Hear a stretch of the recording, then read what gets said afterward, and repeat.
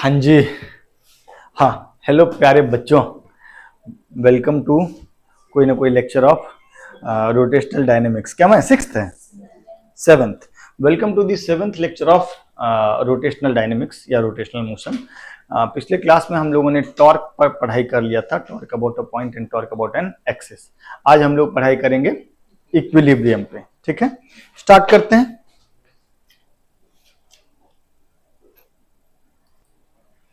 हम लोगों ने एनएलएम में भी तो पढ़ा था ना इक्विलिब्रियम। तो एनएलएम में इक्विलिब्रियम क्या सब पढ़े थे? जब उसमें इक्विलिब्रियम हम पढ़े थे नेट फोर्स बराबर 0 तो बॉडी इज इन इक्विलिब्रियम। वहां हम छुपा लिए थे तुमसे बात, क्योंकि वहां पे पार्टिकल डायनेमिक्स था, पार्टिकल के रोटेशन का कोई चर्चा नहीं होता था। असल में जो इक्विलिब्रियम होता है ना, इक्विलिब्रियम को इक्विलिब्रियम तब बोलेंगे जब ये दोनों तरीके का इक्विलिब्रियम हो, माने ट्रांसलेशनल इक्विलिब्रियम हो, शॉर्ट में इक्यूएम लिख दे रहे हैं, और दूसरा वो रोटेशनल इक्विलिब्रियम। जैसे जैसे ये बॉडी अभी रुका हुआ है, ना तो ट्रांसलेट कर रहा है ना तो रोटेट कर रहा है, तो ये ट्रांसलेशनल इक्विलिब्रियम भी है और रोटेशनल है। अब मान लीजिए कि ये बॉडी आगे नहीं जा रहा हो, लेकिन इसका एंगुलर वेलोसिटी धीरे धीरे धीरे धीरे बढ़ रहा हो, क्या ये इसका सेंटर ऑफ मास मूव कर रहा है? नहीं, तो नेट फोर्स इस पे 0 होगा, एक्सेलरेशन 0 है सेंटर ऑफ मास का, लेकिन इसका ओमेगा बढ़ रहा है, तो ओमेगा बढ़ रहा है, then it is not in rotational equilibrium. ये रोटेशनल इक्विलिब्रियम में नहीं है। तो रोटेशनल इक्विलिब्रियम और ट्रांसलेशनल इक्विलिब्रियम दोनों जब हो जाएगा तब हम बॉडी को बोलेंगे कि बॉडी इज इन इक्विलिब्रियम। तो ट्रांसलेशनल इक्विलिब्रियम के लिए कंडीशन क्या है? ट्रांसलेशनल इक्विलिब्रियम का कंडीशन क्या है जी? सेंटर ऑफ मास का है बुर्बक कहीं का, एफ नेट 0। सेंटर ऑफ मास का पोजीशन चेंज होने से कोई दिक्कत नहीं, कांस्टेंट वेलोसिटी से वो चल सकता है, लेकिन उसका एक्सेलरेशन नहीं होना चाहिए। तो एफ नेट 0 या एसीएम 0। एफ नेट अगर 0 होगा तो सेंटर ऑफ मास का एक्सेलरेशन भी 0 होगा। और रोटेशनल इक्विलिब्रियम का क्या कंडीशन है? ओमेगा नहीं भाई, टॉर्क नेट 0। और टॉर्क नेट 0 होने से आगे हम लोग पढ़ेंगे टॉर्क बराबर आई अल्फा होता है, जैसे फोर्स बराबर एम ए होता है उसी टॉर्क बराबर आई अल्फा होता है, आगे हम बात करेंगे। तो अल्फा का वैल्यू भी 0 होना चाहिए। अल्फा को हम लोग बोलते हैं एंगुलर एक्सेलरेशन, हम लोग चर्चा किए हुए हैं। ठीक है, तो जब ये दोनों चीज एक साथ होगा तब हम लोग बोलेंगे इक्विलिब्रियम में। तब हम लोग क्या बोलेंगे?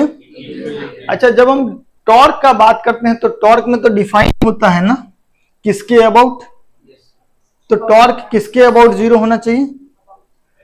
अगर वो फिक्स्ड है, किसी एक्सिस के अबाउट घूमने को फ्रीडम है, तो torque about axis should be 0। और अगर वो फिक्स्ड नहीं है तो टॉर्क अबाउट सेंटर ऑफ मास, अगर उसका एक्सिस ऑफ रोटेशन फिक्स्ड नहीं है तो फिर torque about centre of mass should be 0। Is that okay?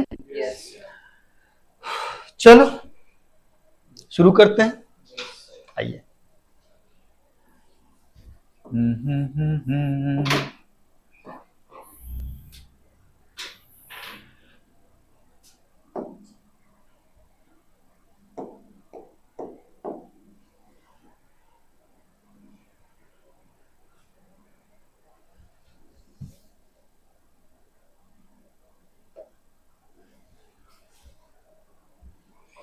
सुनिएगा, this is a massless this is a massless rod है जिसका मास कुछ भी नहीं है। अब यहां पे हम लोग क्या किए, 2 पॉइंट फिक्स कर दिए। ठीक, रॉड का कुछ लेंथ हम लोग दे दिए हैं L। ठीक, और हम लोग क्या किए, एक मासलेस रस्सी के सहारे m मास का एक ब्लॉक बांध दिए। ठीक, और ये लेंथ हम लोग लिख लिए L/4 और ये लेंथ लिख लिए 3L/4। ये 1 है, दिस इज 2। ओके, और आपसे पूछा जा रहा है कि find normal reaction at 1 and 2।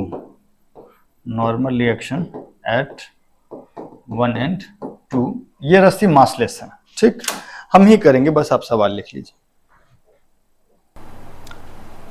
सुनिएगा मेरी बात, ऐसी परिस्थिति में हम लोग क्या करेंगे, रॉड का FBD बना लेंगे। रॉड का क्या करेंगे, स्टेप्स चाहें तो आप लिख भी सकते हैं, हालांकि समझदार हो, अब धीरे धीरे तुमको समझ में आ जाना चाहिए बात सब।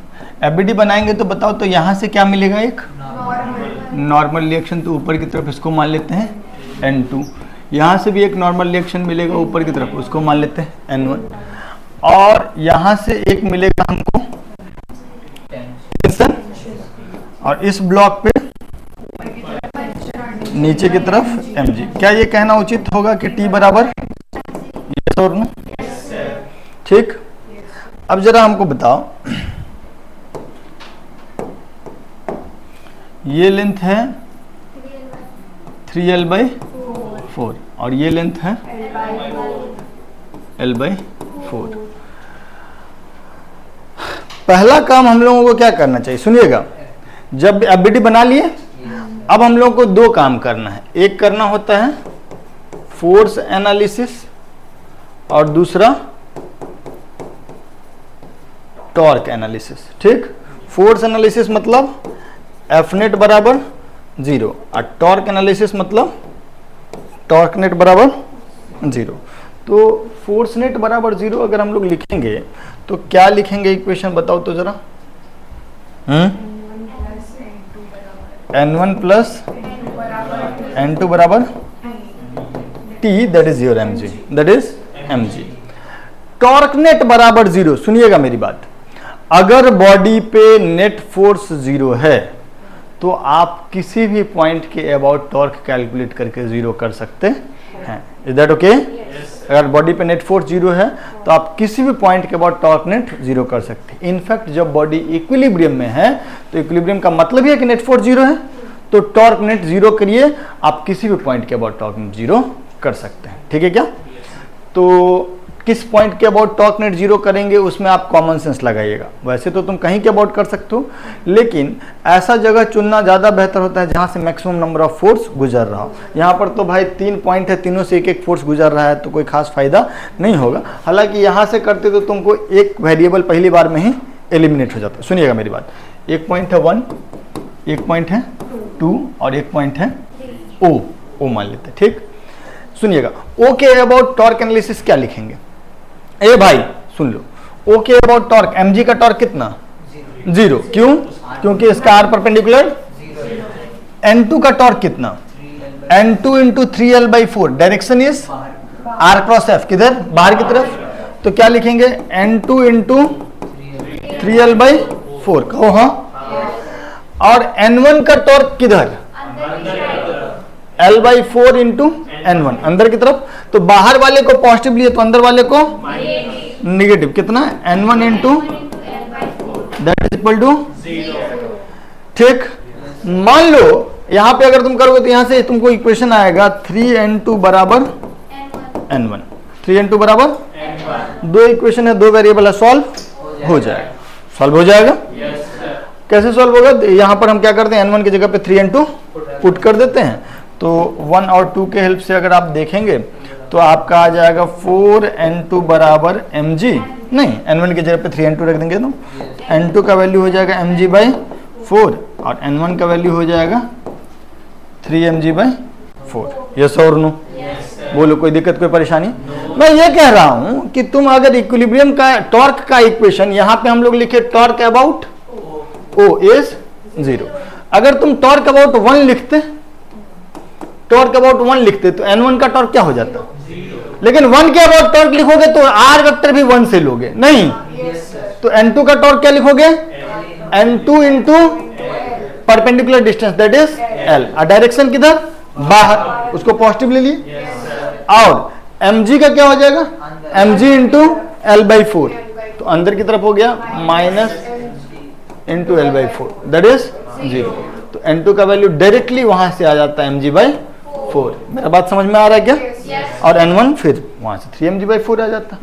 तो आप जो देखना चाहते, आप कोशिश क्या कीजिएगा कि दो वेरिएबल है ना, उसमें से एक के अबाउट टॉर्क ले लेते हैं, ताकि वो वाला चीज पहली बार में ही कट जाए, ठीक है। बाकी आप चाहे मेहनत करना तो उसमें कोई दिक्कत का बात नहीं है। ये ऊपर वाला हम ऑप्शनल लिखे हैं, आप चाहे तो ये लिख भी सकते हैं, नहीं भी लिख सकते, ठीक। जल्दी लिख लीजिए। आपने यहां ध्यान दिया कि m जितना नजदीक है नॉर्मल उतना ज्यादा है, 1 के नजदीक है ना, तो 1 वाला नॉर्मल आया 3mg/4 और 2 से दूर है तो नॉर्मल आया mg/4। नहीं समझे? यहां पर तुमको पकड़ के खींचना है। सोचो यहां एक आदमी का हाथ दबाओ, यहां एक आदमी का हाथ दबाओ, किसको ज्यादा कष्ट होगा? 1 वाले को, क्योंकि वहां पे नॉर्मल रिएक्शन ज्यादा है। Is that okay? देखिएगा तो ये लेंथ के ऑपोजिट रेशियो में डिस्ट्रीब्यूट हुआ है, दूरी के ऑपोजिट रेशियो में। 1:3 दूरी है, 1:3 है दूरी, तो जो नॉर्मल है वो mg 3:1 में डिस्ट्रीब्यूट हुआ है। लेकिन एक ही फोर्स है इसीलिए ये हो गया। अभी तुरंत रॉड को मास दे देंगे तो फिर ये रेशियो वाला काम आपका गड़बड़ा जाएगा। जल्दी लिख लीजिए।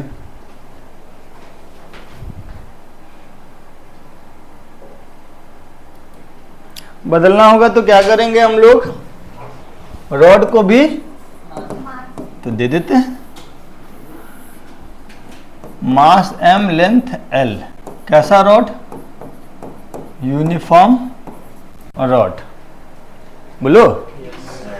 यहां पे क्या लगा देते हैं?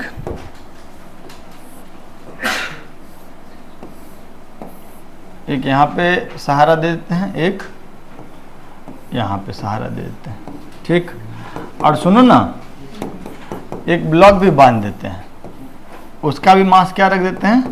m। ये स्ट्रिंग इज मासलेस एंड ये दूरी जो है ये आपका है l/4 और ये दूरी जो है this is 3l/4। Okay.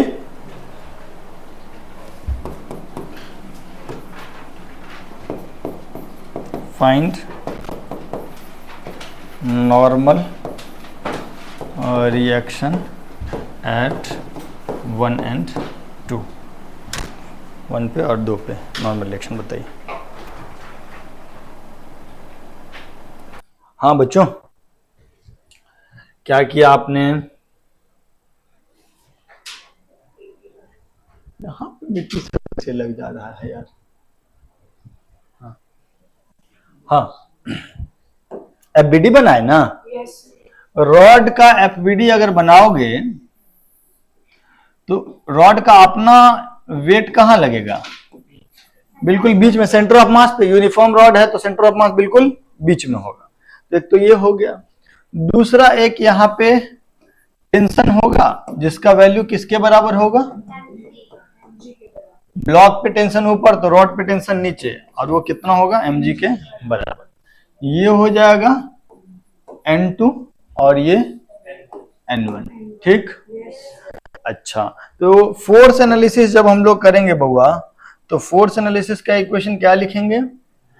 n1 plus n2 minus 2mg बराबर 0, या जो तुम कह रहे हो n1 प्लस n2 बराबर 2mg। Is that okay? Torque analysis कहाँ के अबाउट करना उचित होगा? मेरा विचार होगा कि n1 या n2 के अबाउट कर लो। n1 के अबाउट कर लेते, तो यहां से ही सारा पोजीशन वेक्टर होगा। n2 कितना दूरी पे होगा? l दूरी पे होगा, और यहां से mg का पोजीशन वेक्टर ये l/2 और ये l/4 दिया हुआ है। अच्छा, n2 का टॉर्क किधर होगा? आउटवर्ड, एंटी क्लॉकवाइज सेंस, लेकिन डायरेक्शन आउटवर्ड। कितना torque? n2 into perpendicular distance, that is l। Positive मान लिए बाहर को। अब जरा mg किधर घुमाएगा? क्लॉकवाइज, और डायरेक्शन ऑफ टॉर्क इज अंदर r क्रॉस f, तो माइनस में लेंगे कितना? mg into l/2। ये जो mg, ये जो टेंशन है ये किधर घुमाएगा? क्लॉकवाइज, तो कितना हो जाएगा? Minus of mg into l/4, that is 0। That is that okay? l cut गया, तो n2 का वैल्यू कितना हो गया? mg/2 plus mg/4, that is 3mg/4। कोई दिक्कत कोई परेशानी? तो जब N2 का वैल्यू आ गया तो N1 का वैल्यू कितना हो जाएगा? 2mg minus 3mg by 4 that is 5mg by 4। हम क्या कह रहे थे कि ये सब कैसा क्वेश्चन है? दूध भात क्वेश्चन। कैसा? इसको हम लोग क्या कर सकते थे? लेंथ के ऑपोजिट रेशियो में डिस्ट्रीब्यूट कर सकते थे। ये वाला mg दोनों हिंज से या दोनों नॉर्मल वाला पॉइंट से कितनी दूरी पे है? L/2 दूरी पे। तो लेंथ के ऑपोजिट रेशियो में डिस्ट्रीब्यूट करना मतलब L/2 माने 1:1, तो आधा आधा डिस्ट्रीब्यूट हो जाएगा। तो इस पे नॉर्मल कितना आएगा? mg/2 और इस पे भी कितना? Due to this mg, due to, समझ में आया? अब इस mg की वजह से ये कितना L/4 है, बचा हुआ दूरी, तो ये दूरी 1 और ये दूरी 3, L/4 और 3L/4 1:3, तो डिस्ट्रीब्यूट होगा 3:1 रेशियो में। N1 के हिस्से में कितना जाएगा? mg into 3/1 + 3 that is 3mg/4, और इसके हिस्से में कितना आएगा? mg into 1/1 + 3 that is mg/4। तो यहाँ पे 3mg/4 इसकी वजह से और mg/2 इसकी वजह से, तो कितना हो जाएगा? 3mg/4 प्लस mg/2, ये करके देखोगे तुम तो आएगा तुम्हारा 5mg/4। और यहाँ पर इस mg की वजह से कितना? आधा आधा मतलब mg/2, और इसकी वजह से कितना? 1/4 ना, तो प्लस mg/4, तो वो कितना हो गया? 3mg/4। Is that okay? तुम ऐसे भी कर सकते हो, कोई दिक्कत कोई परेशानी? पक्का? तो आगे बढ़ते हैं।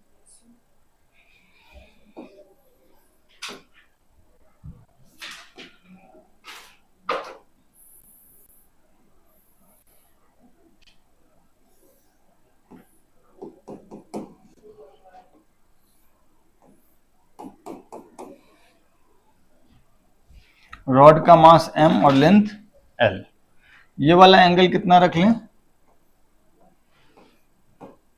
37 डिग्री, और ये वाला 53 degree. Rod is horizontal, rod is horizontal. और एक और मास टांग देते हैं यहाँ पे, कितना? 2m। कितना? 2m। Is that okay? तो थोड़ा बताइए।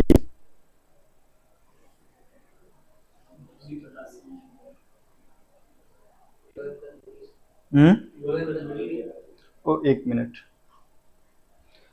रुकना।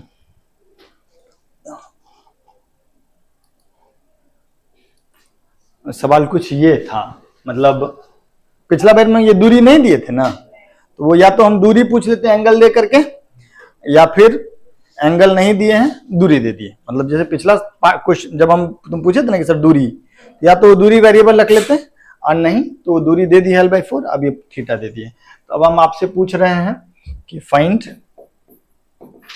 Angle theta is equal to what, and इस पॉइंट का नाम 1 देते हैं, इस पॉइंट का 2। तो आपसे ये भी पूछ रहे हैं T1 एंड T2। आप बस इक्वेशन प्रॉपर्ली लिख के बताइए, फिर हम आगे बढ़ जाएंगे। ये लिख लेना कि रॉड इज हॉरिजेंटल, ये लिख लेना रॉड इज हॉरिजेंटल। हाँ जी, क्या क्या किए जरा बताओ। इधर की तरफ T2, इधर की तरफ T1। यहाँ पे टेंशन की जगह पे हम लोग 2mg लिख लेते हैं, इसको भुला देते हैं थोड़ा देर के लिए, 2m वाला को लिख दे, भुला दें। और इसका अपना वेट कहाँ लग रहा होगा? पे L/2 पे। कोई दिक्कत? No sir. तो ये वाला दूरी को हम लोग लिख लेते हैं L/2। अच्छा, T2 और T1 का भी कॉम्पोनेंट ले लेते हैं। T1 का इधर वाला कितना?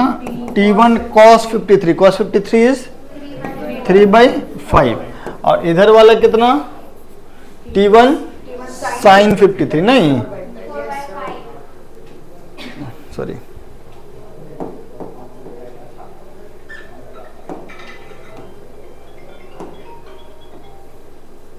T1/5 ना।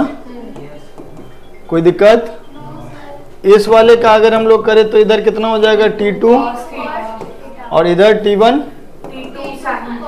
T2 sine theta. यस और नो? बोलो। अब सुनिएगा मेरी बात, अगर हम लोग इक्विलिब्रियम का इक्वेशन लिखे नेट फोर्स 0, तो नेट फोर्स 0 में क्या लिखेंगे? 4T1/5 plus T2 sine theta बराबर this plus this, that is, कहो हाँ, कोई दिक्कत? दूसरा अगर इधर लिखे तो T2 cos थीटा बराबर 3T1/5। यस और नो? ठीक। अच्छा, और अगर हम लोग टॉर्क, ये फोर्स का हो गया, टॉर्क का इक्वेशन यही के अबाउट लिख ले, टॉर्क, तो T1 वाले खत्म हो गया, T2 में T2 cos थीटा खत्म, क्योंकि सेम आर वेक्टर के पैरेलल हो गया। T2 साइन थीटा के लिए आर वेक्टर ये हो जाएगा L, तो क्या लिखेंगे? T2 sine theta into L, किधर की तरफ? बाहर की तरफ पॉजिटिव ले लेते हैं। इसका कितना हो जाएगा? नेगेटिव हो जाएगा, -mg इंटू L/2, क्योंकि डायरेक्शन अंदर की तरफ, और 2mg इंटू L/4 वो भी, तो -2mg into, that is equal to 0। कितने इक्वेशन? 3। कितने वेरिएबल? 3। तीनों को सॉल्व करेंगे, आ जाएगा कौन कौन variable? T1, T2 and theta. आप सॉल्व किए होंगे तो tan थीटा का वैल्यू आया है आपका 2/3, और T1 T2 भी निकालिए क्या? yes, कितना? T1 5mg/2, T1 बराबर 5mg/2 एंड T2 बराबर mg√13/2।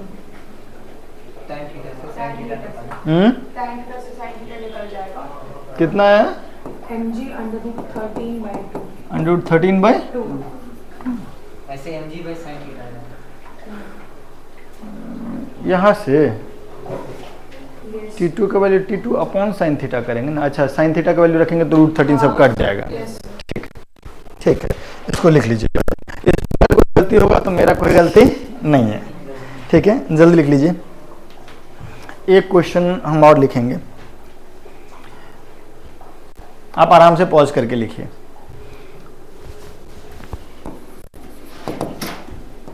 सुनिएगा,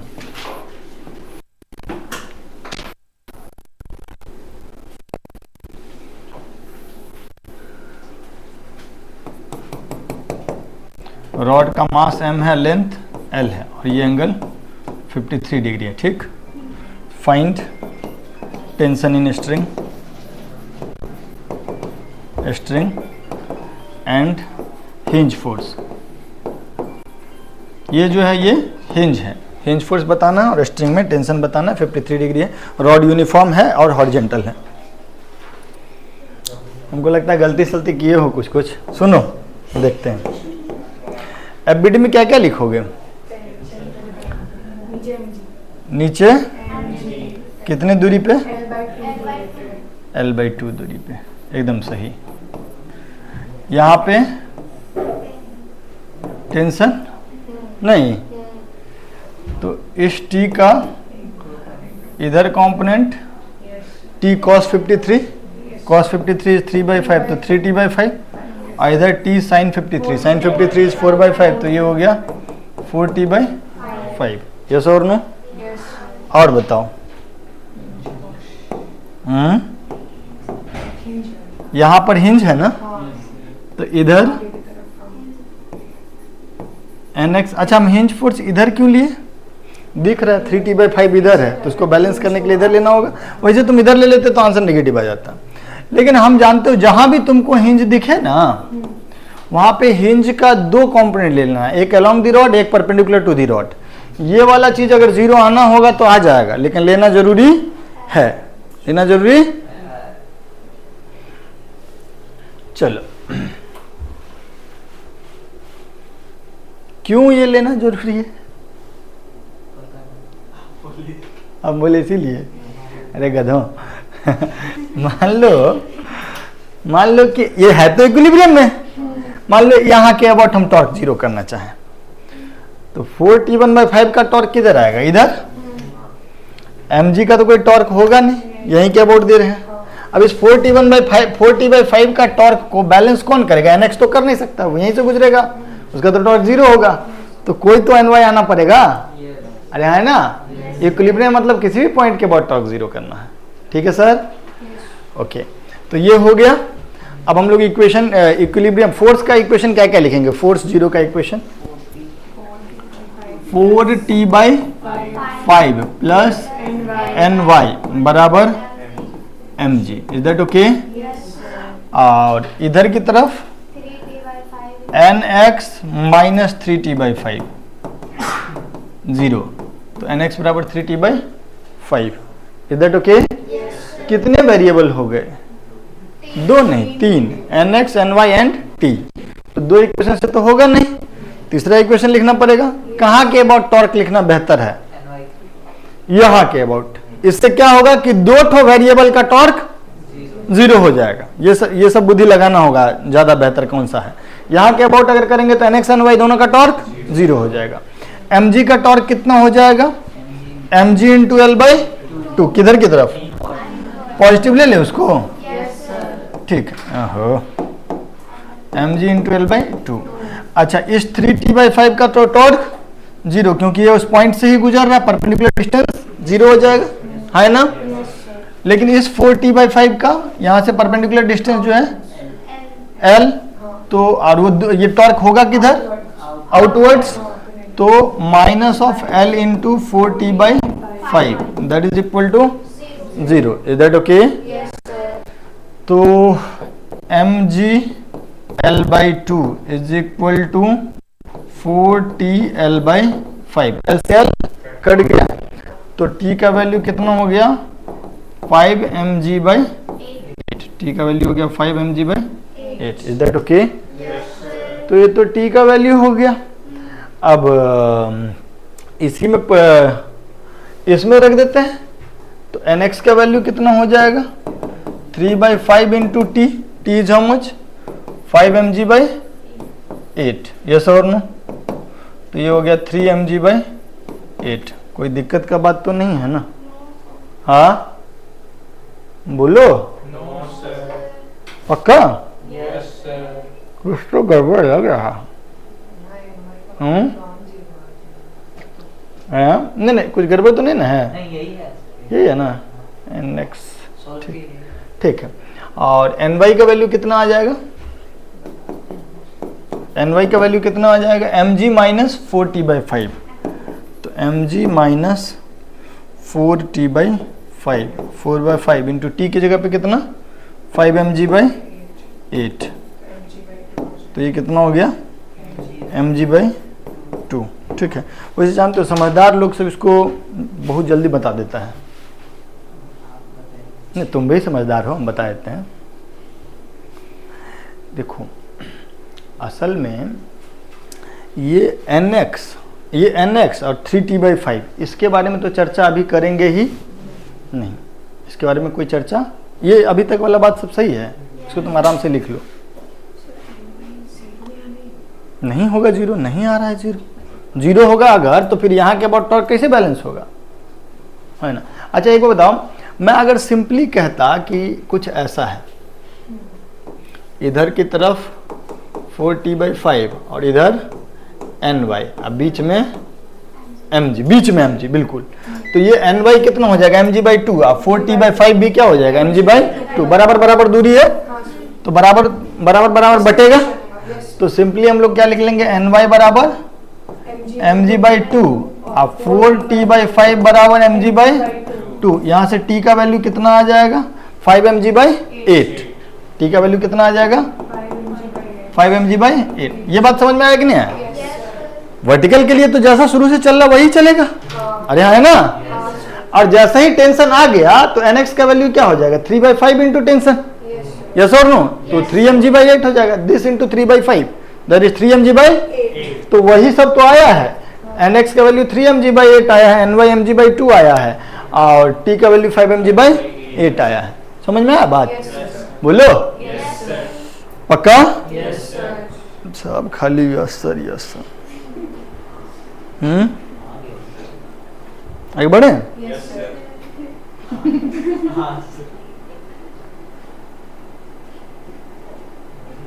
हैं? चलो, थोड़ा कठिन करें।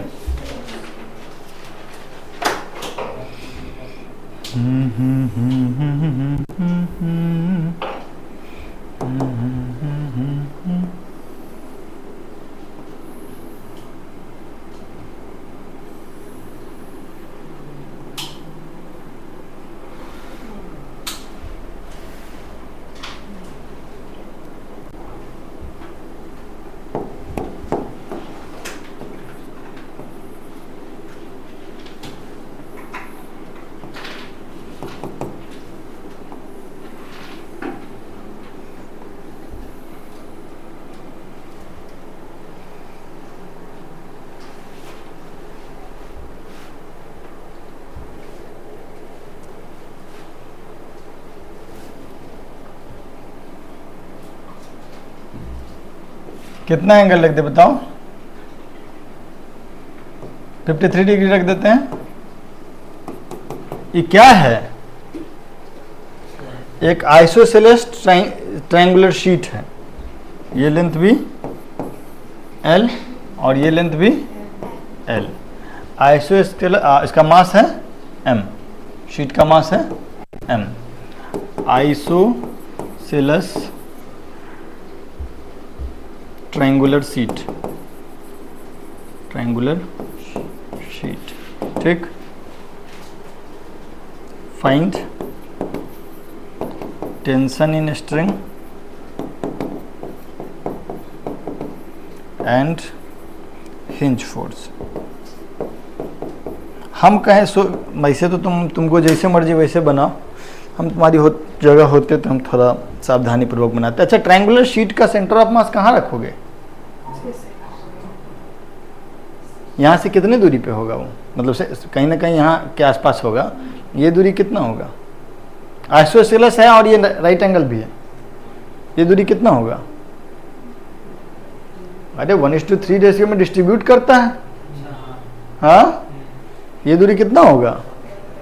L/, याद नहीं है भाई? यूनिफॉर्म ट्रायंगुलर शीट का सेंटर ऑफ मास उसके सेंट्रॉइड पे होता है, और सेंट्रॉइड जो होगा ये कहीं यहाँ होगा।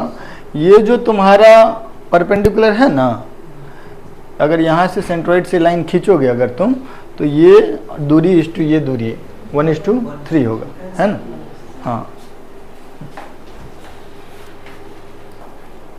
देखो क्या करोगे? mg कहाँ लगाओगे?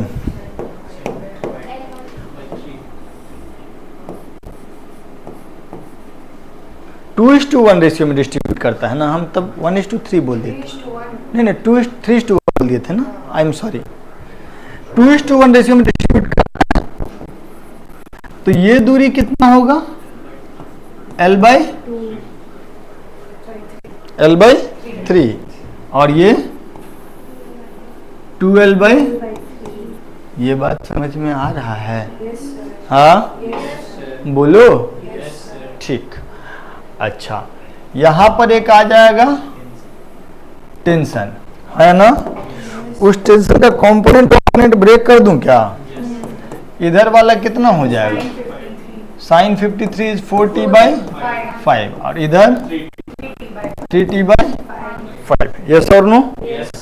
और यहां पर इधर एक nx और इधर कहाँ?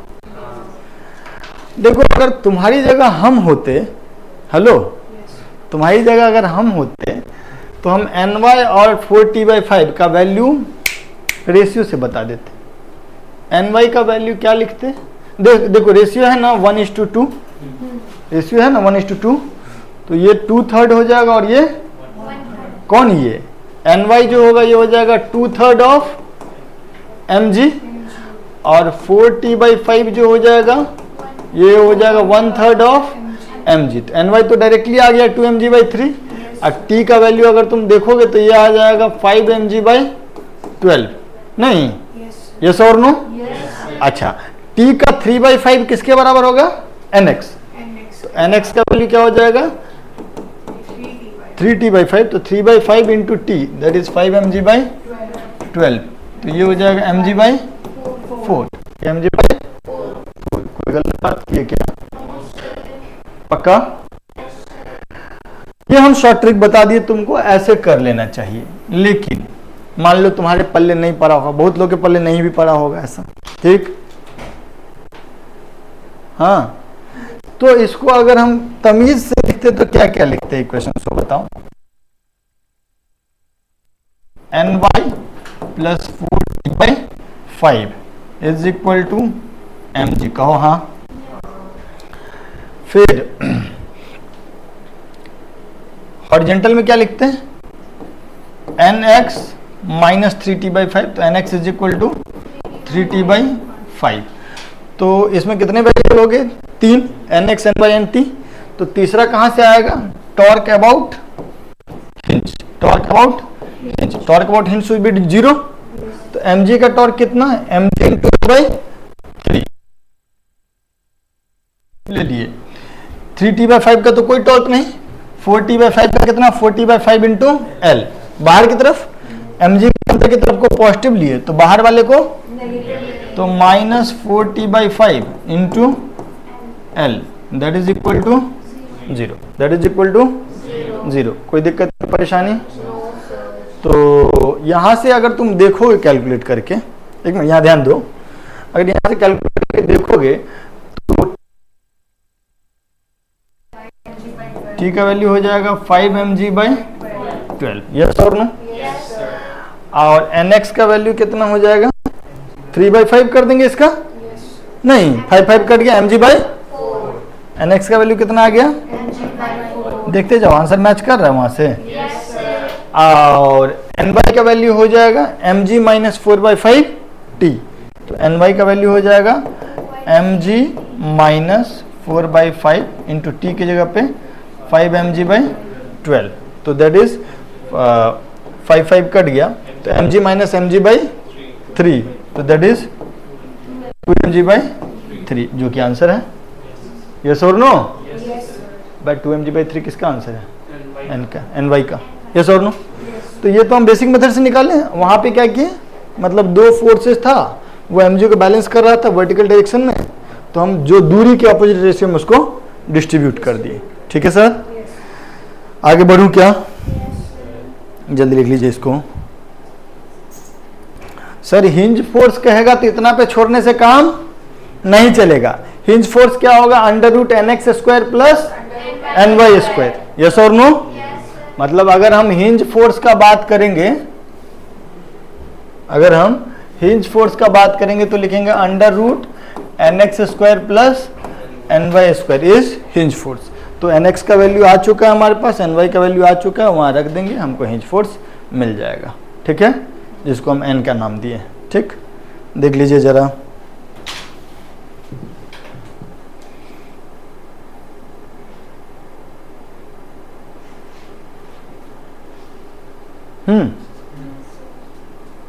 ओके। यार इसमें एक दो क्वेश्चन और आता है, इसको हटा दें।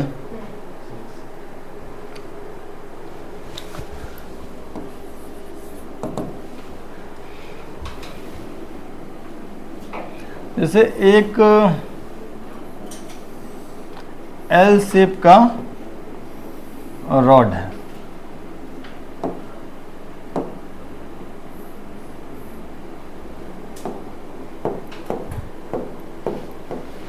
एक एल शेप का रॉड है, इसका भी मास m है, लेंथ l है, इसका भी मास m है और लेंथ l है। ठीक, यहाँ पे हिंज कर दिए, हिंज कर दिए तो रॉड ऐसे रहेगा, हाँ ऐसे रहेगा, फिर कैसा हो जाएगा, क्या हो जाएगा, टिल्ट हो जाएगा। ठीक बोल रहा है, नहीं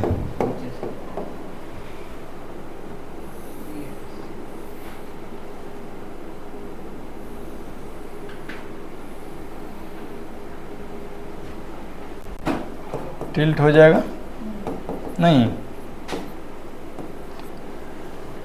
मेरा सवाल है कि पहले तो टिल्ट हुआ क्यों, ये बताना है।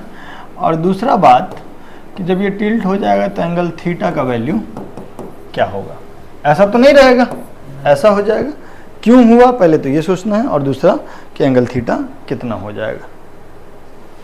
क्यों टिल्ट होगा? अभी अगर तुम देखोगे तो इस रॉड का सेंटर ऑफ मास यहां है mg और इसका mg। तो इस हिंज के अबाउट कंबाइंड पे इस mg का टॉर्क 0, लेकिन इस mg का कुछ ना कुछ टॉर्क आ जाएगा, हाँ है ना? तो वो इसको रोटेट करा देगा, जबकि कह रहा है इक्विलिब्रियम में है, तो इक्विलिब्रियम में ऐसे रह नहीं सकता क्योंकि नेट टॉर्क 0 नहीं है। तो मोरल ऑफ द स्टोरी ये है कि ऐसा ये नहीं रहेगा, ठीक है? कुछ इस तरीके से होगा कि इस दोनों का जो सेंटर ऑफ मास होगा, इन दोनों का जो सेंटर ऑफ मास होगा, वो सेंटर ऑफ मास इस हिंज पॉइंट के नीचे आ जाए। ये दोनों का सेंटर ऑफ मास इस हिंज पॉइंट के नीचे आ जाए, सो दैट उस सेंटर ऑफ मास पे लगने वाला जो नेट फोर्स है mg, 2mg obviously, that is 2mg, उसका टॉर्क 0 हो जाए। तो जब भी किसी पेन देना, कॉपी देना, जब भी किसी बॉडी को हम एक जगह हिंज कर देते हैं ना, जब भी किसी बॉडी को हम एक जगह हिंज कर देते हैं, जैसे ऐसे है, ठीक? जैसे ही हम छोड़ के हिंज किए तो ये ऐसे टिल्ट हो गया। क्यों टिल्ट हो गया? ताकि इस हिंज के जस्ट नीचे सेंटर ऑफ मास आ जाए। अभी देखोगे तो सेंटर ऑफ मास कहीं यहाँ होगा, है ना? ये हिंज के नीचे नहीं है, तो इस mg का कोई टॉर्क आएगा। लेकिन जब ये ऐसे हो गया तो सेंटर ऑफ मास यहाँ है, उस mg का torque about this point is 0 या अबाउट दिस एक्सिस इज 0, तो ये इक्विलिब्रियम में रहेगा, नेट टॉर्क 0 होगा, तो है ना? Is that okay? तो इसीलिए हम जब इसको छोड़ेंगे और इक्विलिब्रियम का बात करेंगे तो ये थोड़ा सा टिल्टेड हो जाएगा। Is that okay? वैसा ही चीज वहाँ भी है। तो कभी भी किसी कोई रिजिड बॉडी को हम एक जगह पे हिंज करके छोड़ देंगे तो उसका सेंटर ऑफ मास उस हिंज के जस्ट नीचे आ जाएगा, वर्टिकली बिलो इट। तो अब जरा कैलकुलेट करके बताओ कि एंगल थीटा क्या है। हाँ सर, सुनिएगा, एक बात बताओ, अगर हम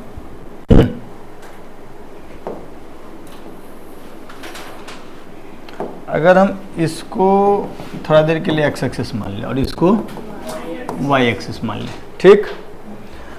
तो ये m जो होगा यहाँ से कितनी दूरी पे होगा, और ये m भी यहाँ से कितनी दूरी पे होगा, है ना? तो XCM क्या हो जाएगा?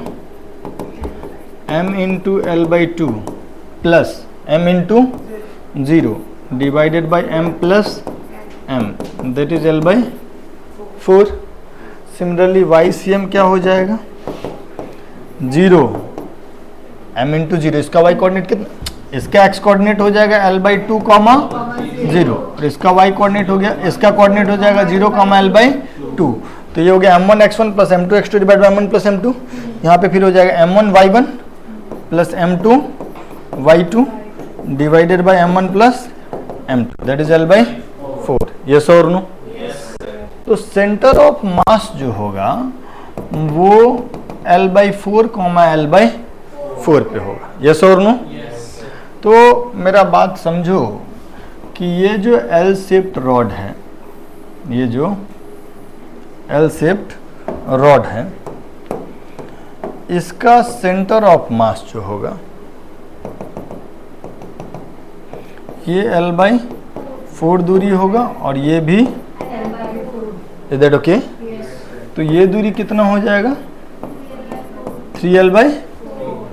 अच्छा, यहाँ से जो ये लाइन बनेगा, ये वाला लाइन, अगर इस एंगल को हम थीटा बोल दें तो tan थीटा का वैल्यू कितना हो जाएगा? tan थीटा का वैल्यू हो जाएगा L/4 अपॉन 3L/, तो दैट इज 1/3। tan थीटा हो गया 1/3। अब जरा तुम देखो कि यही वाला लाइन ना वर्टिकल हो गया, this is your centre of, तुम यहां पर देखोगे तो सेंटर ऑफ मास ही ना इसके नीचे आ गया है ना? बोलो, ये भी L/4, ये वाला दूरी भी L/4 और ये वाला दूरी भी L/4, तो ये दूरी कितना? 3L/4 और ये L/4। यस और नो? तो tan थीटा का वैल्यू कितना हो जाएगा? This is L/4 and this is 3L/4, tan theta is 1/3, तो theta is equal to tan inverse 1/3। Centre of mass just नीचे आ जाता है, ठीक? लिखिए जरा इसको। यार ये जो लाइन है ये जो लाइन है, अब यहाँ पे हम हिंज किए हैं, ठीक, तो यही वाला लाइन ना ट्विल्ट किया है, तो इन दोनों के बीच का एंगल थोड़ी बदल जाएगा। हाँ, यही वाला ना ऐसे घूम गया है, तो घूम गया तो वही चीज थोड़ा ऐसे हो गया, थीटा तो नहीं बदलेगा। ठीक, बोलो, कोई दिक्कत, कोई परेशानी? पक्का? मान लो आगे बढ़े, मान लो कि यहीं पर हम ऐसा दे देते आप, सेमी सर्कुलर रिंग,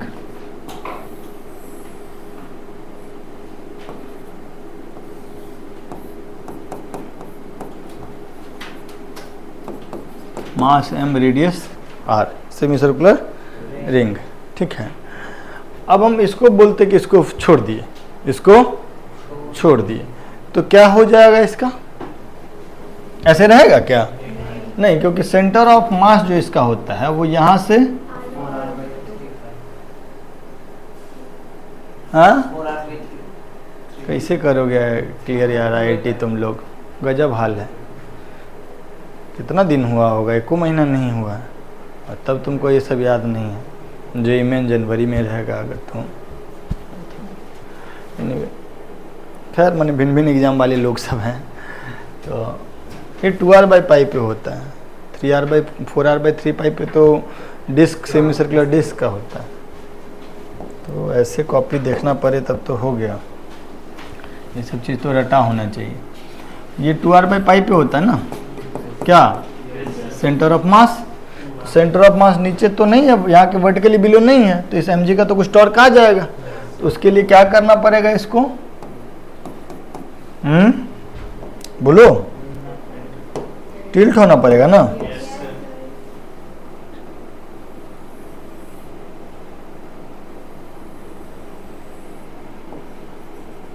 यस और नो?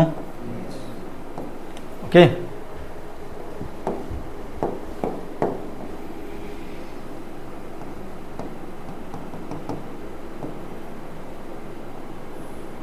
ये वाला दूरी कितना हो जाएगा? ये सेंटर ऑफ मास आ गया ना, ये सेंटर ऑफ मास है, तो ये दूरी हो जाएगा 2r/π।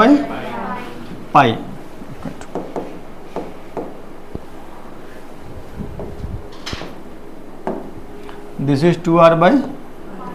और ये वाला दूरी कितना है? दिस इज r, एंड ये वाला एंगल थीटा। यस और नो? तो tan थीटा का वैल्यू अगर कोई पूछ लेगा, ये सेंटर ऑफ मास हो गया जहाँ पर mg लग रहा होगा नीचे की तरफ, तो tan थीटा का वैल्यू अगर कोई पूछ लेगा तो दिस अपॉन दिस, तो 2r/π अपॉन r, तो दैट इज 2/π, तो theta is equal to tan inverse 2/π। कोई दिक्कत, कोई परेशानी? पक्का? तो इस तरीके का क्वेश्चन जब भी देगा तो क्या करेंगे, सेंटर ऑफ मास को जस्ट हिंज के नीचे ले आएंगे, और बाकी तो फिर ज्योमेट्री है। सेमी सर्कुलर रिंग है ये, लिख लेना। एक और सवाल कराएंगे।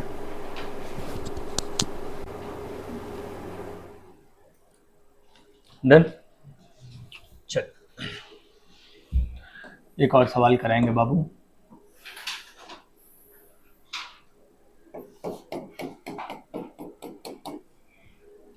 हॉरिजॉन्टल ग्राउंड है, ये वर्टिकल वॉल है, ठीक है, एक रॉड है,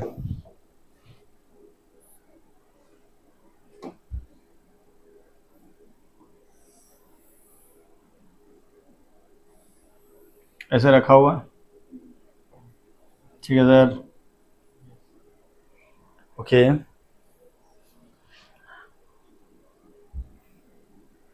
ये स्मूथ है,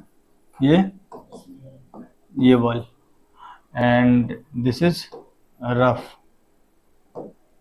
and this angle is theta, ठीक। ये 1, ये 2, और रॉड का मास m, length l, rod is uniform, rod is uniform. Find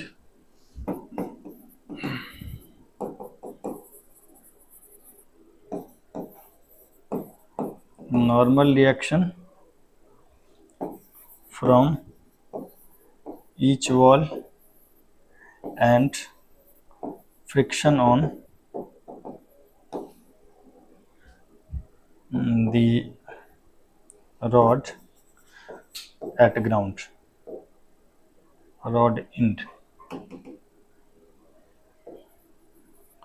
at ground। आपसे पूछा गया है कि दोनों जगह का नॉर्मल रिएक्शन बताओ और यहाँ पे फ्रिक्शन लग रहा होगा, उस फ्रिक्शन का वैल्यू बताओ। आराम से एफबीडी वगैरह ड्रॉ कीजिए।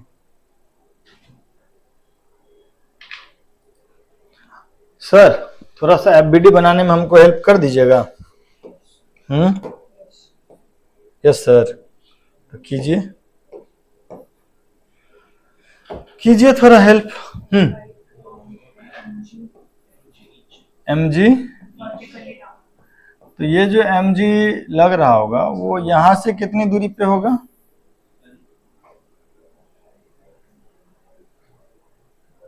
सुनो सुनो, एक मिनट सुन लो, कोई दिक्कत नहीं।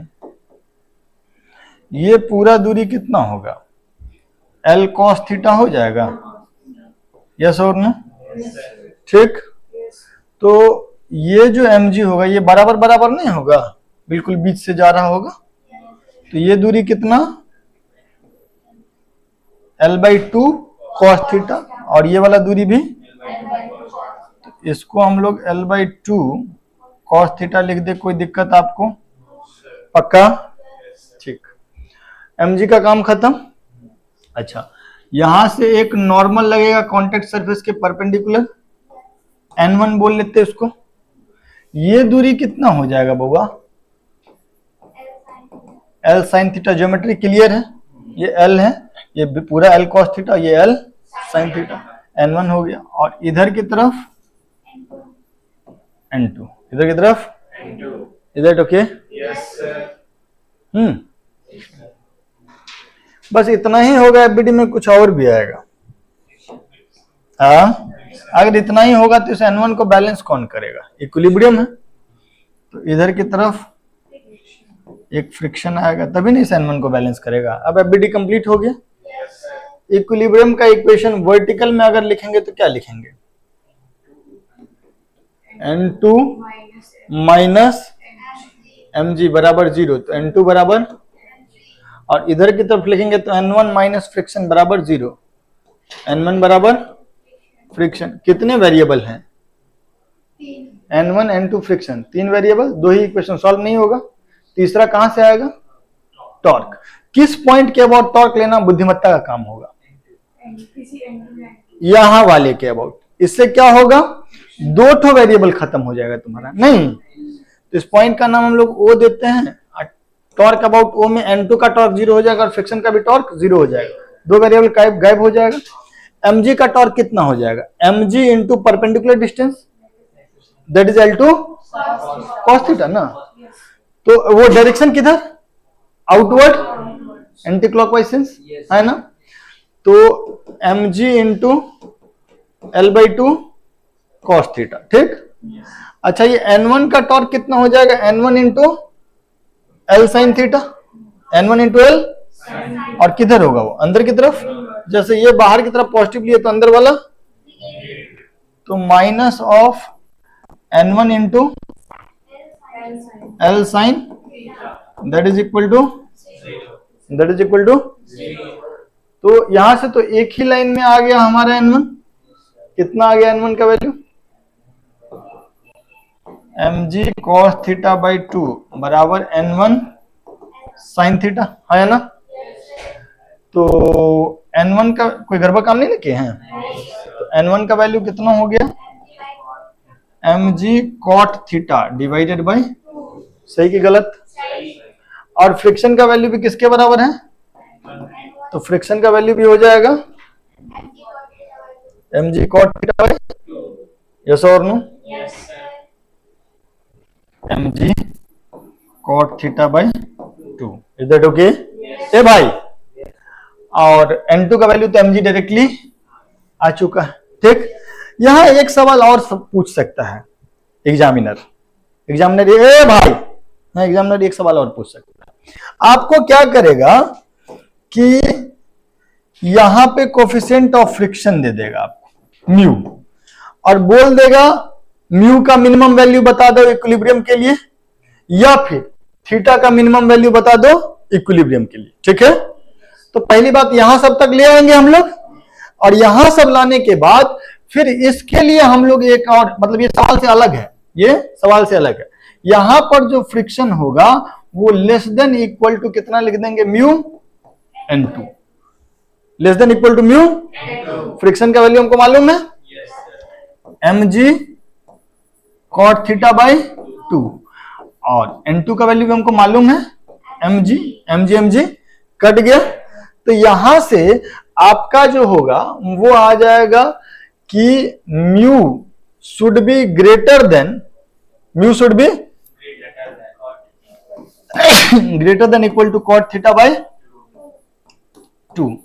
तो म्यू जो है कम, इससे ज्यादा, कॉट थीटा बाई 2 से ज्यादा होना चाहिए, या cot theta by 2 should be, cot theta by 2 should be less than equal to mu, या cot theta should be less than equal to 2 mu, या tan थीटा, या 1/tan थीटा होगा ऊपर जाएगा, तो 1/2 mu should be less than equal to, yes और no, तो tan theta should be greater than equal to 1/2 mu.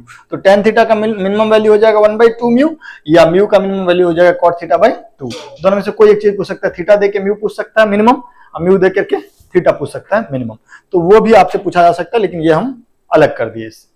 ठीक है सर? तो यहां पर इक्विलिब्रियम खत्म हुआ। इसमें अगर चाहें हम तो एक टॉपलिंग होता है, तो नेक्स्ट क्लास में कहोगे तो हाँ टॉपलिंग ही इसके साथ साथ करा देंगे। ठीक है, चलिए मिलते हैं नेक्स्ट क्लास में, बाय बाय।